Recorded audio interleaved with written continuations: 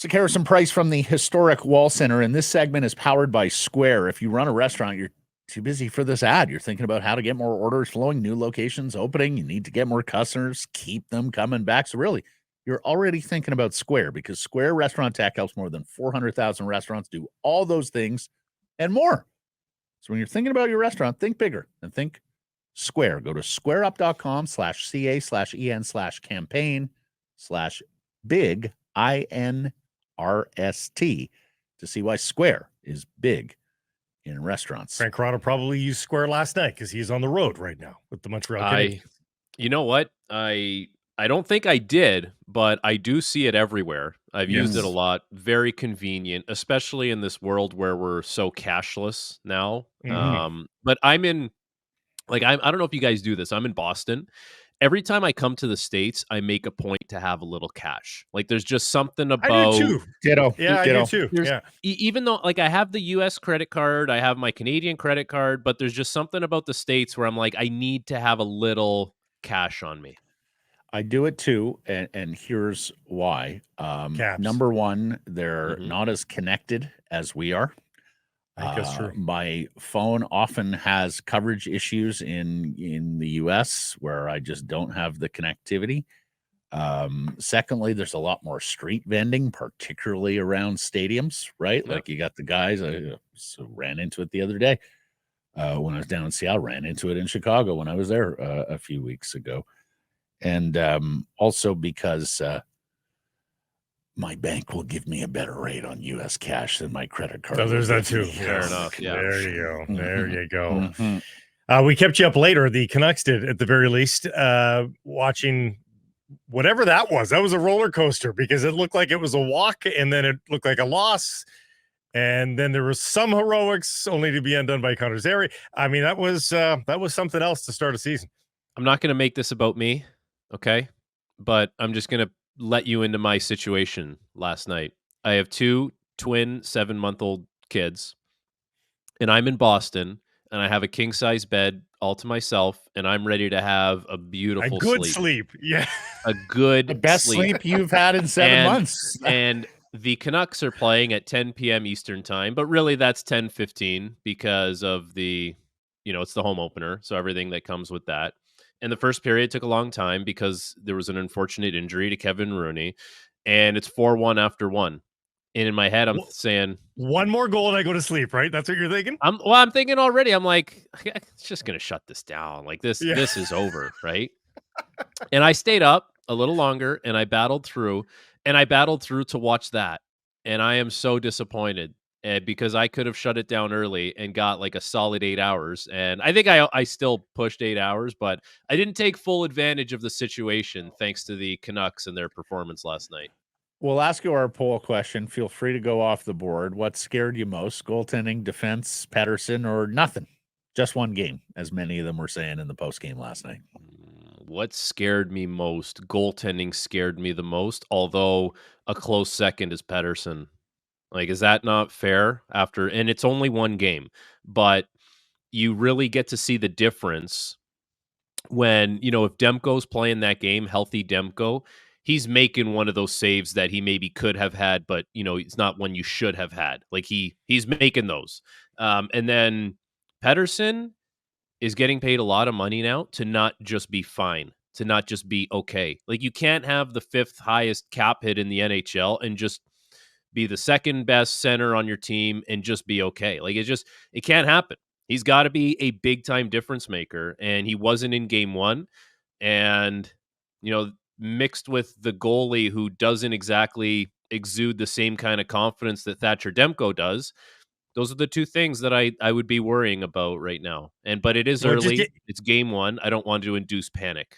I think for most people, the Pettersson evaluation is a continuation though of the second half of last year, right? That's that's why people are leaping to this already, I think, right? Yeah. He has to be, you could say he has to be more effective. He has to be somewhat dominant at times. Like, he has to be someone who can take over a game. At that price tag, you have to be able to take over a game. JT Miller has shown he can do that. Quinn Hughes can do that from the back end. Like, you go around the league And not every team has a guy who can take over a game, but not every team has a guy who makes $11.6 million. So he's gotten paid. There's no issues there. There's nothing he needs to worry about. He should have had a restorative offseason, and feeling healthy and a good training camp. And like, I cannot think of one reasonable excuse as to why he would just be okay or just be fine. It can't happen for the team to repeat and build on what they did last year. Back to your original answer, and you're not a goalie, but from what you understand, to me, tracking pucks through crowds seems like a skill that could be taught, as opposed to just being good reflexively and athletic, saves. To me, that's you're either that player or you're not. Can Archer Shilovs get better at this? Because it seems to be his Achilles heel. I think he can. Yeah, and it's funny. I have a buddy of mine who's a goalie coach in the OHL, and every time he's watching hockey and one of the player analysts starts talking about goalies and breaking them down, he texts me and he goes, "This guy has no idea what he's talking about, because all you guys just say, oh, he comes out and challenges, oh, he cuts the angle." It's like, you guys don't know what you're talking about. Just say the guy made the save and he looks confident or something like that. So, but from my, like, goalie knowledge, goalies are allowed to be competitive as well, just like players are allowed to be. And I think that's where, fighting through screens and fighting through traffic and fighting to get your sight lines and, fighting to establish your ice as opposed to the player who's playing against you's ice in the crease. I think that's where the competitive nature of a goalie really stands out. And yes, it comes into play with, athletic saves and not going to quit on a puck and, the crease, side to side save, all that stuff. But that's where I think you really get to see who's the goalie that's ultra competitive. Is he willing to battle through all that stuff? And, the more you're in your zone, the more you're having to crouch down, the more you're in that, like not wall sit, but in that crouched position that, builds up the lactic acid in your legs and all that kind of stuff. So it does, that's where you're going to need to be well conditioned in order to handle all that. But that's where I think you learn it. It's how competitive are you to really battle through all that kind of stuff. And I believe that's something that can be taught and done. It's Kevin Lankinen time. Well, why do you have him? Like, why do you have him if you're not going to play him? You know what I mean? Like, it's not like, with Demko, you could basically say it's going to be 75% of the games are going to be his starts, regardless of how the first one goes. But Shilovs is not owed that. He played really well in the playoffs. Don't get me wrong. But he doesn't have a body of work or a track record where it's like, we have to go back to this guy, because it's like he needs to kind of win it and earn it. Like, I feel like right now it's been his by default because Demko's not available. So he got the first crack at it. Now Lankinen gets a crack at it. And I feel like if Lankinen plays a good game, you're in the situation where you're going to ride the hot hand. Like, none of these guys are owed anything. They're both trying to make the best of a poor situation for the team, not having their number one guy available. And Lankinen will get his opportunity to see if he can put together a stretch of games. But I don't like Shilovs' game last night doesn't indicate to me I got to get this guy back in the net. I want to see what the other guys got now. Yeah. Talkett mentioned this yesterday. It's something that I've talked about a few times here in preseason, well, through the summer, preseason, and the build up to the opener. But he took a little bit of the blame of play without the puck because so much of the training camp and preseason emphasis for him was on transition and making sure that they get a little bit more transition and rush chances into their game. How concerned are you that in the early going here, as they try and integrate that, particularly with a lot of new players, that they're trying to forge two identities and be two things at once? That doesn't worry me as much as the goaltending and Pettersson at this point, because I've seen last year that this team can make up ground when it comes to understanding what Talkett wants from them. Last year they were giving up all the grade A opportunities early in the year. They got better defensively. And when scoring dried up, they kind of leaned on how much better they got defensively. So that doesn't worry me. That's like, we're going to put together some good video sessions. We're going to work on it in practice, that kind of stuff. When, when you have the players that A, are skilled enough to execute on it, B, are smart enough to understand it, that really doesn't worry me as much. And the good thing about Talkit is he's going to shoot you straight. He's going to tell you exactly what he's seeing, exactly what he wants, and you will go out there and do it. Like, there's not going to be as much gray area, although there always is. There's not going to be as much for the players. So I feel like they will have a good grasp of what he wants away from the puck. And night one, like game one, everything just feels a little weird. Even though we've had this long, drawn-out preseason, the guys who are actually playing together on the team, what did they play? One game as a group, if that, because JT Miller wasn't even out there. So it's like, like, everything just feels a little bit foreign in game one. I don't foresee that to be an issue. I feel like that can come together relatively quickly. Of all the new guys and good storylines or curious storylines going into game one, I mean, if anybody had a drinking game of, take a shot every time a new guy gets a point, they might not have known that they lost the game because they might have been absolutely off their chair after the first period. That's how good things went. Everybody was getting on the score sheet that you were curious about or that you wanted to see make a fine debut. Daniel Sprong helps out, and he opens his account for the Vancouver Canucks. The worry with him has been, okay, how bad defensively is he going to be that you're not going to give him that chance offensively? You give us your report card on him, because you can see the offensive skill is certainly there. I know his ice time tailed off later in the game as well, when the game got tight, which is normal for him. That happens everywhere he plays. But for the amount of ice time that he gets, he seems to produce. And on the power play last night, that's not like, he doesn't even lean into that shot. That's like a little, that's how good of a shot he has, where it's just like, that's a little flick of the wrist and he picks his corner and he finds a way to beat goaltenders. He can beat goalies clean. I thought Sprong's game was fine. I actually, it was funny last night watching Sprong and Kuzmenko play in the same game, because I watched them skate around and I'm like, they skate the same. And they have that weird stick with the white tape and the big toe curve, and they handle the puck the same. And they're both, these shoot first kind of guys. And I'm thinking, they got Kuzmenko light for way, way less money.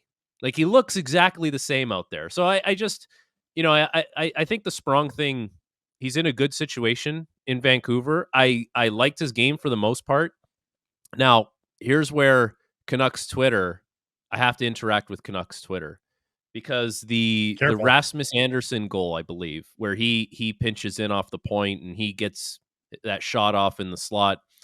I've seen a lot of people kind of allude to Sprong being at fault there.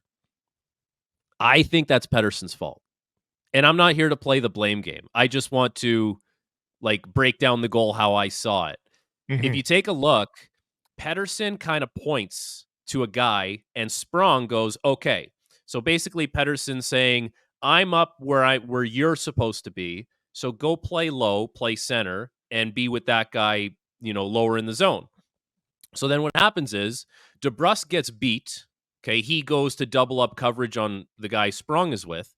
Rasmus Andersson dives in. Pettersson took himself right out of the middle of the ice. He saw Kevin Ball on the far side, and he starts inching his way towards him. Even if that pass were to go across to Kevin Ball, it's an outside shot. There's no screen in front, and you can flex out and try and get in that shot lane. So Pettersson just has to stand there. He just has to stand there, because if Rasmus Andersson tries diving in, he's diving right into Pettersson. You guys, you follow me? You know what I'm saying? And Frank, it's Kevin Ball, right? Shooting the puck from distance. And here's the beauty.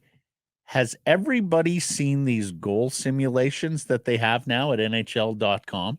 Yes. Have you guys seen this? Good. They're with very the little good. circles and the numbers, so you can see where everybody moves on the goal. And what Frank is talking about right now is perfectly illustrated if you go to the NHL.com box score and click on the game simulations, which are new this year. Thank you, Ace. Sorry. Thank you, Ace. That is Hanson? no ace, Oh. hole in one ace. Oh, okay. But that's I think okay. So when I see that whole thing play out, I see Sprong communicating with his centerman, trying to take initiative to be good in the defensive zone, and they get burned on the goal anyway. So anyway, it's a long roundabout way of saying I like what Daniel Sprong brings to the table for a guy that makes less than $1 million, and he clearly is showing that he's willing to communicate and get involved in the defensive zone, an area that is not his strength. But ultimately, it's October, and I mean, I've got faith that Sprong and Pettersson can work that out, and understand each other. I hope Rick Tockett's got the patience. Hold on. Let me just cut you off right there. You know how you work that out? You don't make the guy who's a winger, who generally is not a great defensive player, go do your job down low. Go do it and tell him to just stand in the slot, because like that's more of a position of comfort for him. Not that I think Sprung did anything necessarily wrong on that goal, but like I said, man, you're the guy making 11.6 sheets. You got to do the dirty work, and you got to find a way to break through offensively more than he did last night. Like I didn't think simple, Pettersson right? was all of these things are true. All of these things are things to watch. Frank, I look at their bottom two pairs on defense, and I wonder how this is going to go for 81 more games, or at least 40 some more games if it isn't until mid-season when we're making the upgrades. And Frank, I'm not suggesting this now, but like forward Desharnais looked like we suspected forward Desharnais would look like. You guys called it. You guys called it last week, and I came here and I defended it and said, if they can't play 15 minutes of clean hockey, what the hell are they doing out there? But after night Eric one, you know Eric Brandstrom a lot. You've seen a lot of him. Does he make that? Does that make that pairing better, do you think? And again, he's an imperfect player too. I like Branny. I played with him in Belleville with the Sens. He's really skilled, and he's almost had to dumb it down to hang on in the NHL as long as he has. He's simplified his game. The thing about Branny is he's not your prototypical third pair defenseman, and he's almost dumbed his game down to the point where he's not what Quinn Hughes can do, as dynamic, as elusive, as offensive. So he kind of got caught somewhere in the middle now. The thing about him is, if you put him with a big guy who can do some of the gnarly stuff, you can get good usage out of Eric Brandstrom, and he can probably help. He can probably help one of those guys, whether it's Forbort or Desharnais. Although I would think it's Desharnais because Brandstrom's a left shot, Desharnais's a right shot. Like, he can kind of help him a little bit too. So I think Brandstrom will factor in sooner rather than later, just because, if you put him with a big guy, I think it insulates him and it helps out, with some puck moving. That's two guys. They struggled last night, and even Noah Juleson doesn't demonstrably change that, right? If you put in Juleson, he's not demonstrably different than those two. That's guys. The thing. Like, you're not. Yeah, Brandstrom's more skilled and better with the puck than Juleson is. Like, he would help that more. Although Juleson last year, I give him credit. Like, he went from being well, I think he got better with the puck as the season went on. It was noticeably different for him last year. He looked comfortable with the puck. There was a lot of good that came out of Noah Juleson this year. And look, it could be Brandstrom Juleson going forward if these guys struggle as they did. Frank, awesome stuff. Enjoy Boston, and we'll catch up next. We're going back to Wednesday, right? We'll see you next Wednesday. Yeah, boys. I just got a big prosciutto sandwich here from Monica's in Boston. So I've got some work to do before I shut it down for my game now. Oh, listen to the way he pronounces prosciutto. Oh, no, it's eloquent. Enjoy it.